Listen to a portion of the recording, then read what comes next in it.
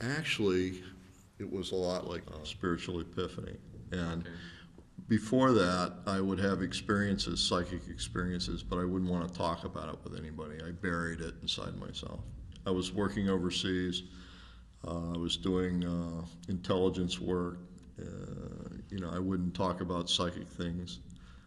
I kept it very hidden. So after I had the near-death experience, I decided that I would not hide that anymore. It changed me completely.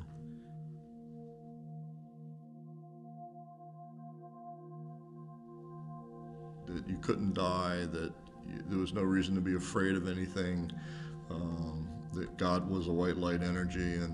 And so I was telling everybody this, and the military was saying, maybe something's wrong with Joe,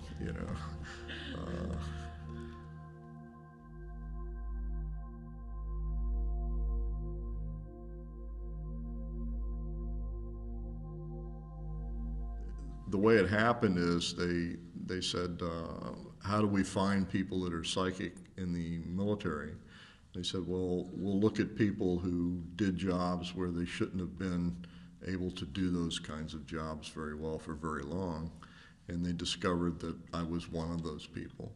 So they called me in, and when they opened my file, they discovered that I had had this near-death experience and met God and had no fear, and talked a great deal about my spirituality change. And they said, oh, this person must be perfect for our job. So they called me in, and they sent me to Stanford Research Institute, had me tested, and I turned out to be an excellent remote viewer.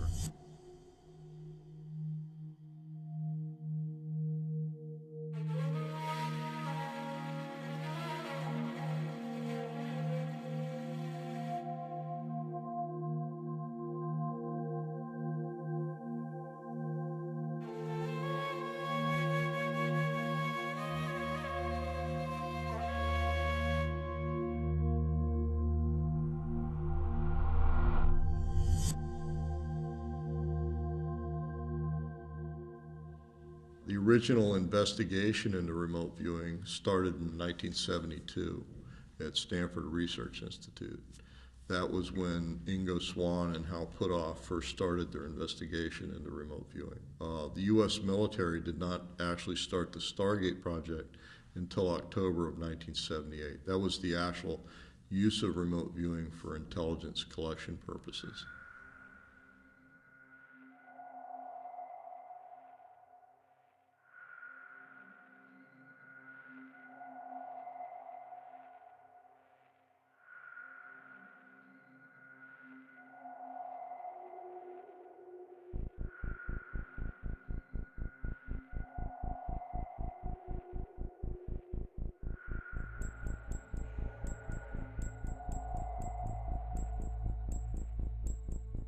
We were just another collection methodology, and so when we provided our intelligence, it was included just like any other intelligence methodology. It was just sent in and used and analyzed just like any other methodology.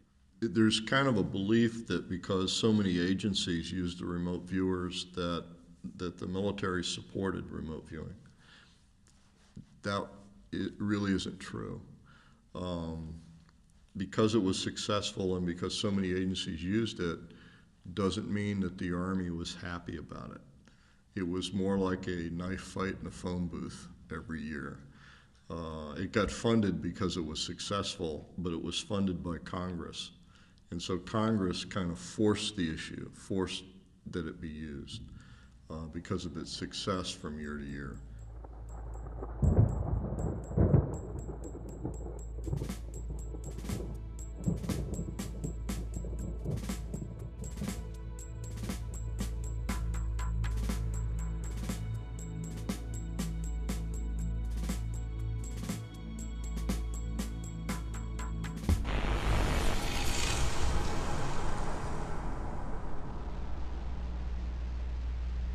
Remote viewing's been demonstrated in many labs in many countries by many different researchers using different kinds of remote viewing protocols. So remote viewing is a replicable example of psi.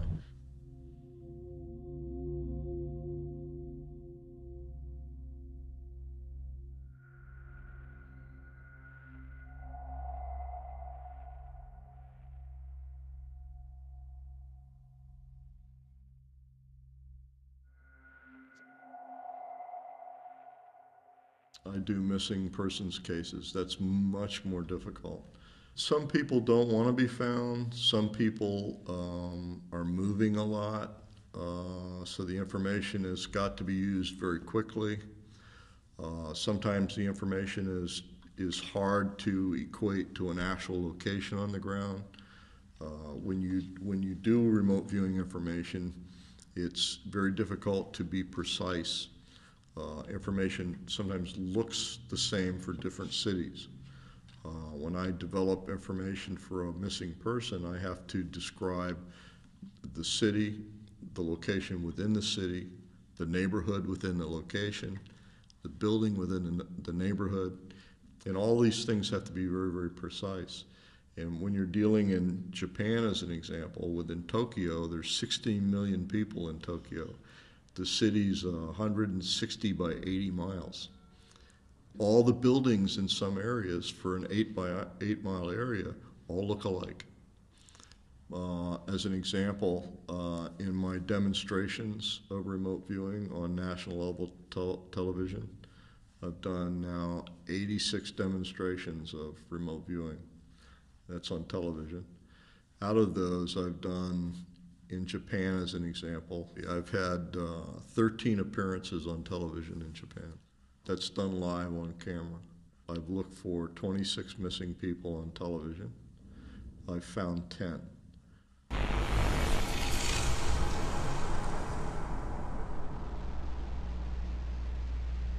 And I provide remote viewing support to corporations and people.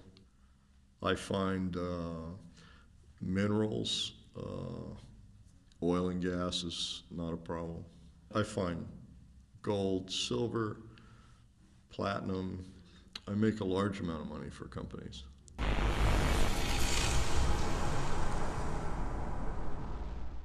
Bob Monroe was the person who I was doing the remote viewing with. And when he provided the targets, they were provided as coordinates. The first target, when I got the coordinate, was a pyramid, but it was a very bizarre pyramid. It seemed to be much larger, and it had funny rooms in it that were different from pyramids I understood. I commented that I believe this pyramid must be a new discovery because it was different. And we went to the next target, and it was a ruin, and I described that.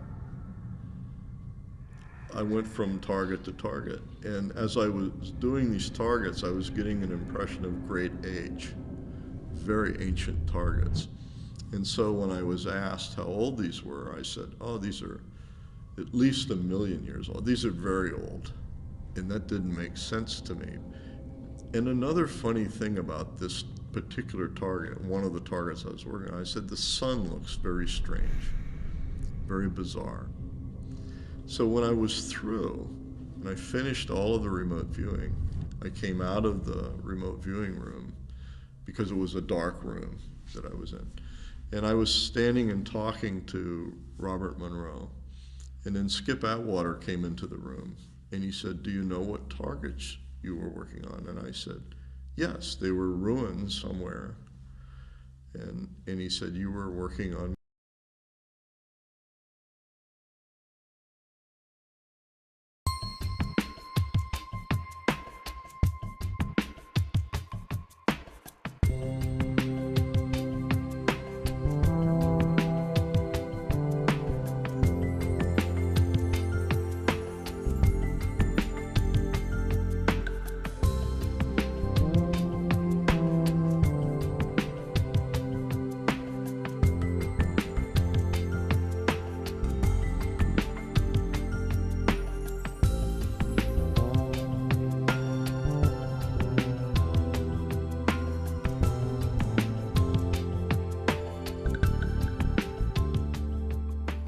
What you're suggesting is that there is actually a possibility to change all these fear-based.